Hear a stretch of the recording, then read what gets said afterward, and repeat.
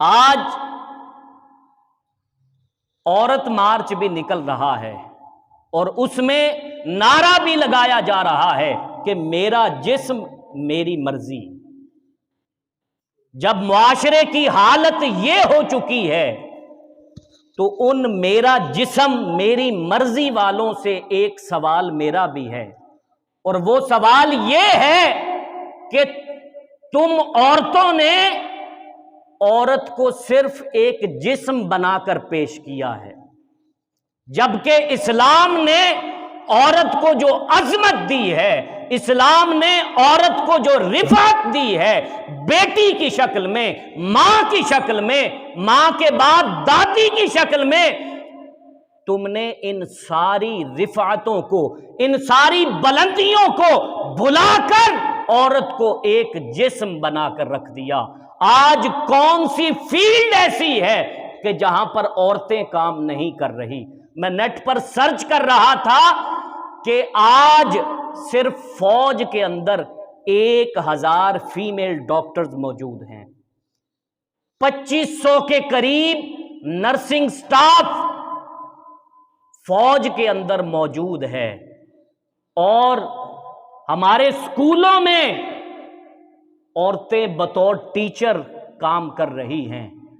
اور یہ جو سرکاری اسکولوں کے علاوہ جو پرائمری اسکول ہیں جہاں پر بچے بھی پڑھتے ہیں وہاں پر بھی عورتوں کا ہی سٹاف موجود ہے۔ تو عورت کو اس سے بڑھ کر اور کیا آزادی چاہیے؟ عورت کو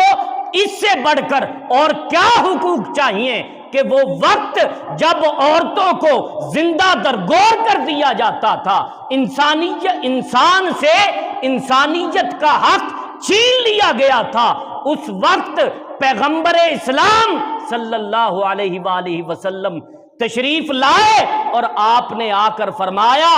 فاطمہ تو بضعۃ منی، کہ فاطمہ میری جان کا ٹکڑا ہے۔ جب حضور نے یہ فرمایا کہ جس کی 3 بیٹیاں ان کی اچھی تربیت کر کے ان کو شادی ان کی کر دی جائے گی تو اللہ رب العزت ایسے شخص کو جنت عطا کرے گا، تو ایک صحابی اٹھے اور انہوں نے کہا یا رسول اللہ جس کی 2 بیٹیاں ہوں، حضور نے فرمایا اسے بھی جنت کی بشارت ہے۔ ایک صحابی اٹھے، انہوں نے کہا یا رسول اللہ جس کی 1 ہی بیٹی ہو۔ ایک وقت ایسا تھا جب بیٹیوں کو زندہ درگور کر دیا جاتا تھا، اور اسلام نے آ کر بیٹی کو، عورت کو وہ حقوق ادا کر دیے کہ اب ایک بیٹی پر بھی جنت کی بشارت مل رہی ہے۔ عورت کو اس سے بڑھ کر اور کیا حقوق چاہیے؟